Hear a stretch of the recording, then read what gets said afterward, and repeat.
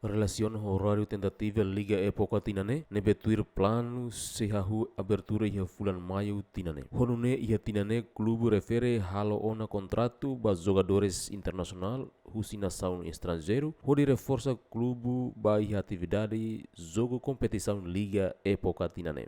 Vice-presidente clube DIT FC João Bosco Belo hatolha hirakne ba Jemen bangira participa jogo tri-out entre DIT FC contra clube AS Ponta Leste ia campo DIT FC quinta-feira ne. Tuir vice-presidente clube DIT FC jogadores internacional nain lima ne nain rua to ona Timor Leste no nain tolu selu dadang se iha dalan.